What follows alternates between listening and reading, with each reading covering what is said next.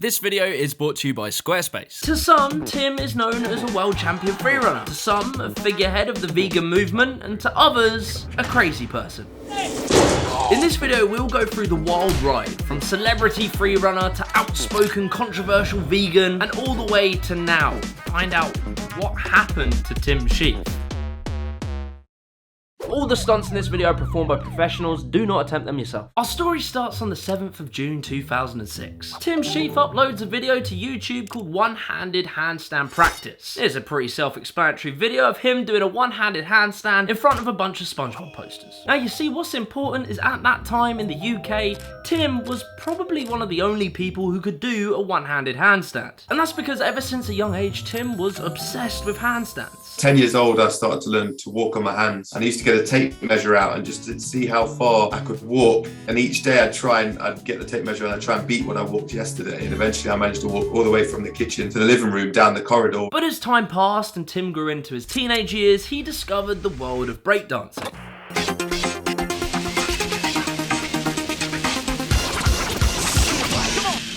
I was doing competitions, we were winning competitions. What was your crew called? Trinity, based in Derby. Then I saw Jump Britain, I remember I was working at McDonald's. I'd set it to record at home. Next day watched it.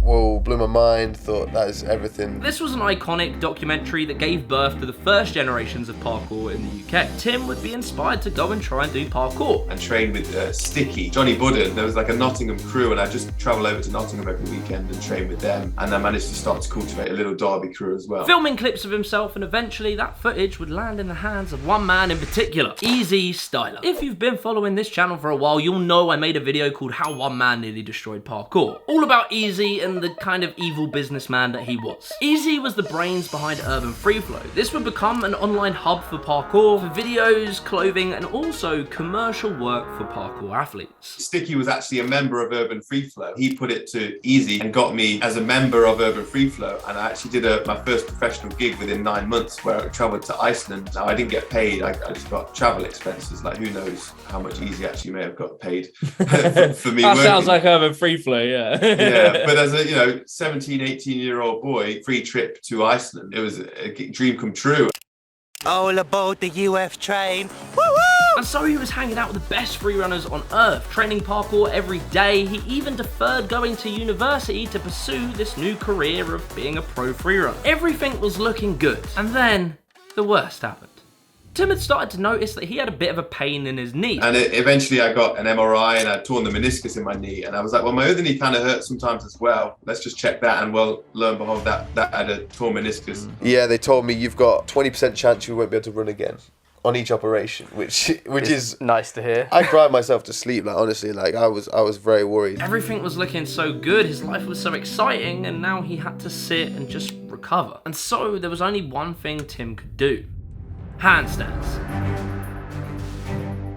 Before we get into this video, I want to give a massive shout out to Squarespace for sponsoring. Having a good website these days is so important. It's not 2005 anymore, you can't get away with a website looking like it was made on paint. But luckily for you, Squarespace has you covered. With tons and tons of templates to choose from, you can pick any of them and customize them to perfectly suit your brand. On top of that, there are loads of tools that you can add to your website to make it even better. E-commerce, email marketing, members only content, and much more. You don't need to be a genius to have a good looking website, but you need to be an idiot to not. So be sure to check out www.squarespace.com/JimmyTheGiant. And to get 10% off your first purchase of a website or a domain, use the code JimmyTheGiant. Anyway, back to the video. As Tim recovered from his injury, he had massively bulked up in muscle. And so he had re-entered the world of parkour in 2008, just as parkour competitions had started to happen. And so in that year, he entered the BARCAYCARD World Freerun Championship, held at Roundhouse in London. And in 2009, he entered Art of Motion. And what ended up happening was because of the period off and the knee injuries, I got stronger on my hands, which gave me even more of a unique style. And this led to him taking second place in both competitions, despite not being the most well-known freerunner. Around this same sort of time, Tim had been making more and more YouTube videos. He had teamed up with Damian Walters and made an iconic series with him, and as well parkour greats like Daniel Ilabaka. These videos were culture defining. To many, this is considered the golden age of parkour, and Tim was the face of it. That was legendary. But it would be later in 2009 where Tim's life would take an unexpected turn. The 5th of August 2009, Trafalgar Square in London, the BARCAYCARD World Freerun Championships. This event was nuts. To this day, it is still one of the highest budget parkour events that have ever happened, and Tim showcases his style of breakdancing parkour that he had become popular for. Could you do this? That is beyond me. That strength is absolutely ridiculous. He wows the judges and walks away with first place. The people that organised the event, they sensed what was happening with Easy and how he was ripping off all the athletes that were there. And they actually ended up helping us out. We decided that day to leave Urban Free Flow. And so he set off to create his own parkour business. Storm Freerun. On the 17th of November 2010, the iconic parkour film Storm Freerun Volume 1 is released. Storm was like the best artistic expression of parkour that I had been, and I think most of the athletes within that team would agree with that, because Claudio changed the freerunning game, really. He changed the way it was shot. And so he made us all look like $1 million. Yeah, this video is undoubtedly one of the best parkour films ever made, whose unique styles of movement ushered in a new era of parkour.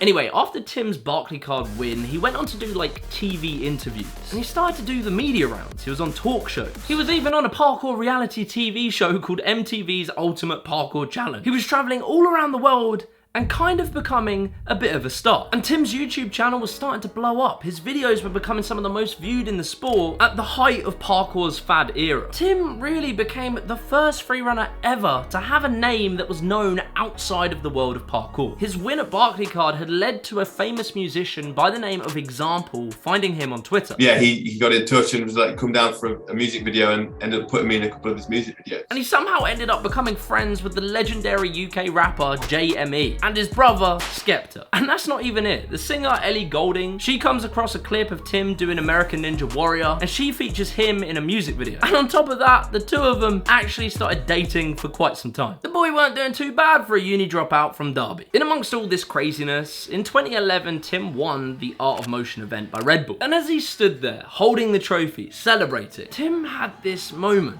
where he realized that this didn't mean anything. Like, I remember winning Red Bull Art of Motion in London, and that was the most depressed moment of, I think, of my entire life. I'd got these accolades, and none of it had brought me any more happiness.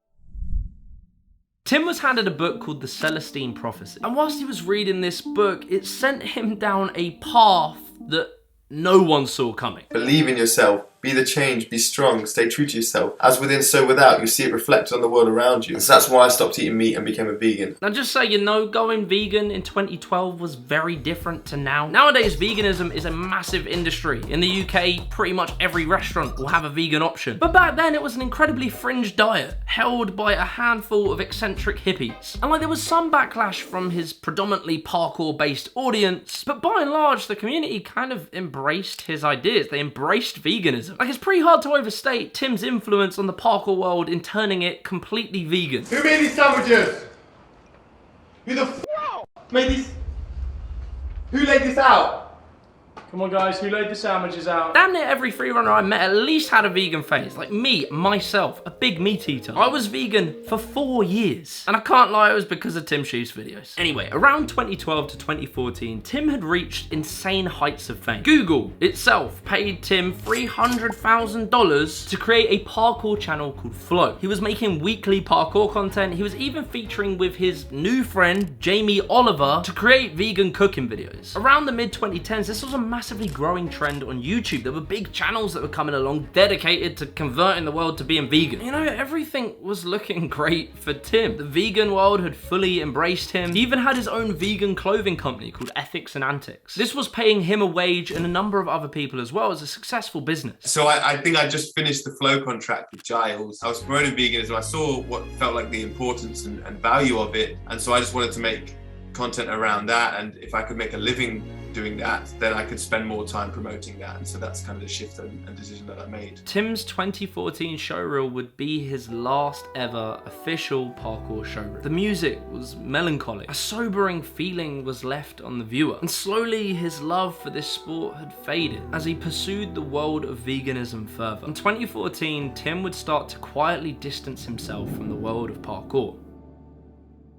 Now, by this point, he was traveling around the world delivering talks on veganism. And as well, on top of this, he had entered a new sporting discipline of marathon running. He joined a very creatively named team called Vegan Runners. And in a pretty bizarre turn of events, he would shoot a series of naked photos around London, which managed to gain even more press attention. And on top of that, he would compete in the British Ninja Warrior, doing quite well. That's how you do it, Timothy Shieff! Many people flying the vegan banner would point to Tim as an example of just how strong and healthy you can be on a vegan diet. This further elevated Tim's name into the mainstream, but not all was as it seemed. But I looked around and I realized that they're putting me on a pedestal as a vegan athlete, and I actually don't feel that good right now.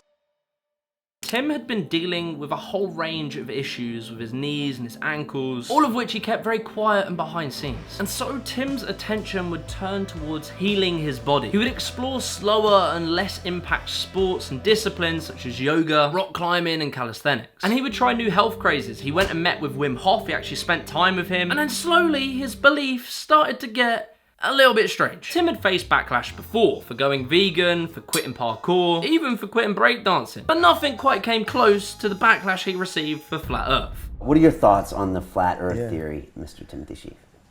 The most ridiculed conversation you could possibly have on this show.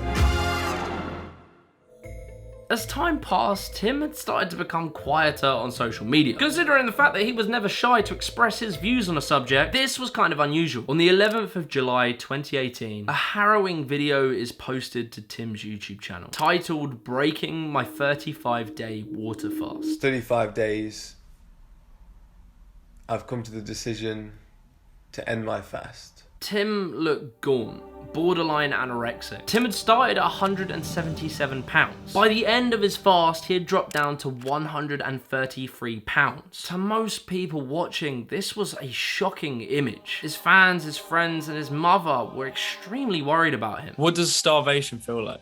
Shut down. I don't know, like the body's just shutting down, and yeah. Not nice. And as well, around this time, it had become common knowledge that Tim had also resorted to urine therapy. Now, I don't really think I need to explain that one. Matt Damon is in. Are you in? From this point on, Tim's channel went very quiet for the rest of the year. And then finally, on the 15th of February 2019, he releases the most controversial video yet. Am I still vegan? The first night after I had that salmon, I had a wet dream. I hadn't ejaculated in months. In one moment, after being the poster child of veganism, the vegan pitchforks came out. People that had previously claimed to be very good friends with him had started to make pretty harsh videos critiquing Tim's decision. Endless videos came in of these vegan YouTubers just going in on him, saying things like he only went into veganism to make money. Overnight, the entire vegan world turned on him. Yeah, and it really sucked to see it. Tim had entered veganism because he was doing what he thought was right at that time, and he got swept up in it. His whole entire outer image to the rest of the world was as this superstar vegan athlete. And then he had to admit to himself that this whole diet wasn't working for him. And he had to do this publicly. Would you say you were a little militant? I was a militant vegan, especially in the beginning. And then I softened. As my health started to decline, I was less able to push it on others because I wasn't so certain myself. Tim had to sell his shares in his company, Ethics and Antics. It was kind of forced out because he wasn't vegan. It wasn't just me in the business, there was other people that were making a living off it as well. That was the hardest part, really, was that it was a threat to their livelihoods, and they'd supported me for years. This felt like a nail in the coffin of Tim's time in the spotlight. You know, it was after this point that he went very quiet. He continued on his soul searching. His videos became few and far between, getting less numbers than they did in his vegan days. And it felt like to me, as a long-time fan of Tim Shieff, that he had started to fade away.